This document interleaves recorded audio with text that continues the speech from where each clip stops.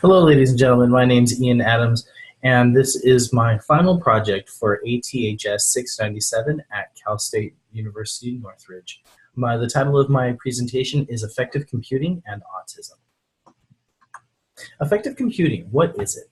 So affective computing can be described as the way a computer makes sense and interprets human emotions and feelings, as well as the meanings beneath those feelings. It's done by using a variety of physical and electronic sensors to collect data. The data is then plotted and interpreted using different algorithms to extract meaningful information, such as correlating heart rate at a certain time during a triathlon, or measuring skin conductivity during a presentation to ascertain the presenter's level of nervousness. Look guys, dry palms, no worries here. Video cameras and audio recorders are also used to gather facial expressions and spoken data to understand how the participant was expressing their feelings during a stressful event. So autism, or autism spectrum disorder, is a disorder that has an organic etiology or basis. People with autism present with persistent deficits in social communication and social interaction across multiple contexts, with deficits in social and emotional reciprocity, and failure to respond or to initiate social interactions. So abnormalities in eye contact, body language, as well as a lack of understanding of facial expressions also present with other nonverbal issues as well. So there are some other behaviors that people with autism share, and that's such as echolalia, lining up toys, hand clapping, tiptoe walking, and other self-stimulating behaviors. So autism is a spectrum disorder, and each case needs to be evaluated individually. Some people may have a mild case, or other ones are going to have a much more severe case requiring lifelong assistance. However, many people with autism are highly functioning and lead very successful lives. So program learning outcome number 1, interconnections between human and technological factors. So as people with autism have some issues with communication and understanding facial recognition, and to be able to understand what different kinds of emotions and feelings might mean to another person, we need to be able to set up our clients so that they have a good understanding of these things. Now, since autism is a spectrum disorder, every case is going to be a little different. What we want to do is we want to ensure that the tasks of daily living are as mundane and as boring as they're supposed to be. That means that they're effortless and easily complete. So for people with autism, there are a few ways that we can accomplish this goal. Since many people with autism struggle with nonverbal communication, understanding body language, and understanding how others might feel in a variety of contexts and situations. So effective computing and related therapy methods aim to mitigate these issues with communication therapy with both verbal and nonverbal pieces. So here's a continued slide. We do not know how or what causes or cures autism. We can only offer therapy. So by putting people with autism into a therapy program, we can help them to recognize and understand what the various facial expressions and body language, postures, and positions mean, so that they can more effectively communicate with others. With more effective communication skills, people with autism can build and maintain relationships, hold fulfilling employment, and be able to express themselves and their needs to the world. So there are some possible effects of assistive technology across different social cultural contexts. This is going to be program learning outcome number 2. So since autism is a lifelong disorder, we need to be able to have support systems in place to be able to care for those with more severe cases. Significant stigma regarding autism and other mental health deficits persists. Some cultures are much greater at harboring stigma for these issues than others. However, early intervention and education of family members is key for reducing the severity of these symptoms of autism.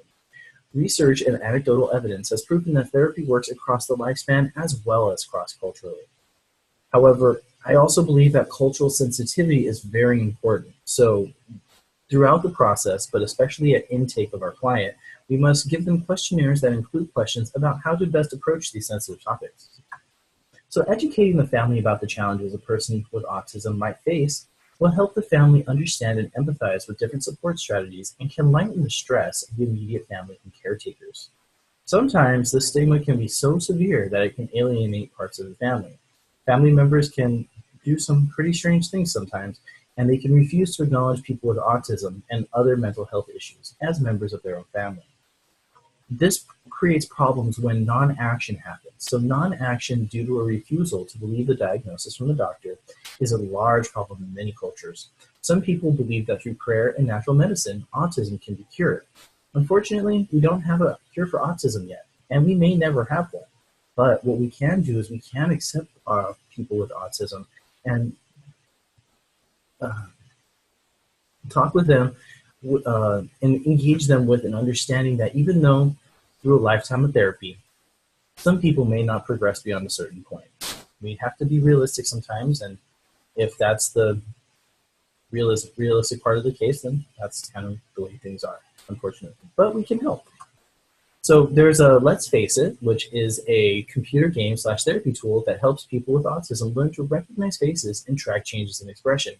The group Tanaka et al., they used this program for about 2 to 4 weeks, and they saw major improvements in the person with autism's recognition and changes, and they were able to track better changes in their expression. But with any therapy method, we must weigh the positives and the negatives to see if it'll be a good fit for the individual. We must follow the proper reinforcement and retention schedules. If we don't know about one, then we as practitioners should help to implement them. Again, education, therapy, and counseling should be implemented for the family members of the person recently diagnosed with autism. I believe that this will set the family up for greater success as they deal with the stress of coping with the challenges with autism. It's a pretty challenging issue and or diagnosis, and some people really need that extra support in order to make sense of their feelings and a lot of other things that are going on. And I think that having therapy available to not just the person with autism, but to the entire family, I think that that'll really go a long way to help people truly understand, or at least empathize with, some of the stress and the hard times that are going along with that. Next program learning objective is product design. This is program learning objective 3. The diagram on the left shows an emotive human user with an affective wearable computer. Now, these computers can interact with different people, with computers, and this is basically a flowchart of the way that data gets collected. So by understanding these connections between the human emotive user and the computer hardware and software, we can create devices that will gather more useful data. This will enable us to program computers to more fully understand, interpret, and recreate the emotions generated by the human. People with autism will benefit from this through novel facial/emotional computer therapy programs that aim to introduce them to safe scenarios where they can take their time to understand the emotions that are generated by the computer software in that situation. There are 2 different products that I think are really great that talk about how this works. The first one on the left is the emotes. They're a social emotional therapy tool aimed at school-age children to help them understand a wide range of emotions. There's a large series and a book discussing each emotion or character in detail. So we have a few. I think there's happy, sad, shocked, frustrated, disgusted, and all sorts of different characters on there. I believe there's 14 on that page, and oh no, I think closer to 21. I believe there's 21 emotional different types on that page, and it helps children to understand that each emotion is important, and it's okay to feel those different things. And it's also helpful when they're not quite sure how they're feeling, but they can see the different faces. Like, hey, I might be feeling like I'm a little frustrated today because I had to do a certain thing, or my homework didn't understand my homework quite as well as I thought I did. So I might be frustrated. The next one on the right is a game called Affective. Now this is a computer game based off the popular Quake series. When the player is startled in the game by a monster, the actual human player, the computer sprite jumps back. This is based on different sensors that are located on the mouse. Oops, let me get that back in the camera here. There are different sensors located on the mouse that measure skin conductivity. And so when the player jerks the mouse a little bit, they can see the actual character in the game jump back just a little bit. Then, by also using these same sensors, they're able to measure when the character is excited or when the player is excited. As the player is excited, the player grows in size and screen and is more visible to the different monsters in the game, and it creates a more immersive play environment. It's a really cool thing. I played Quake and Quake 2 as a younger adult, and they're a great fun game, and I think that that would really make a big change to the gameplay for good reasons. All right, so here's the next one. So this is talking about leadership and group dynamic skills. This is going to be program learning objective 5. For a person with autism, being able to understand how people feel can be very difficult.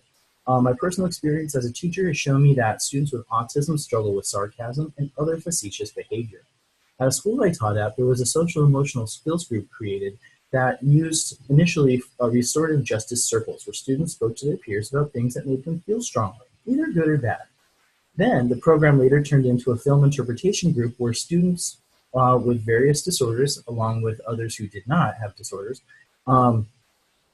they watched movie clips with the sound off and then were asked to interpret what was going on during the film clip to help them understand the different emotions and feelings based on body language, posture, and I was going to say tone, but they wouldn't be able to hear it. Then they watched the clip with the sound on and to check to see if the things that they thought were actually occurring. And as the students got better with this over time, they created their own scenes or skits, and then they filmed them. And then they asked their peers to see if they could figure out what was going on in their own skits. The group saw major improvements in social emotional awareness and interpretation skills. This led to an increase in students' self-confidence and self-awareness. The students were much more comfortable with themselves and others, and were no longer afraid of group projects and interactions with peers and adults. For somebody who has autism, for them to lessen that natural fear or hesitation to do group projects, this is a huge step forward. I really believe that this was a great program. Unfortunately, I'm no longer working at this school. I really hope that it was continued on, but as it stands, I'm not quite sure. Interdisciplinary problem solving is going to be the next program learning objective, objective 6. Effective computing is comprised of professionals from many, many different backgrounds: computer science, psychology, engineering, neurology, and many more. Although we are all professionals, we must remember who we are working for, the client. We must remember the Hippocratic Oath, which states do no harm, and we must maintain professionality at all times when dealing with our client and our colleagues. Explaining and explicating our ideas and strategies for helping out our clients is a must when we're working with somebody else, because we all want to be on the same page.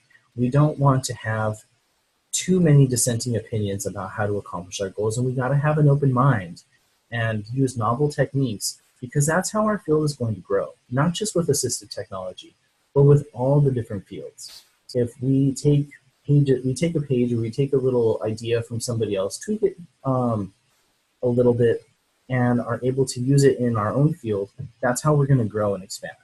It's going to be, I think those are the most important things about solving problems between the different disciplines. Professional ethics in the workplace. This is going to be program learning objective 7.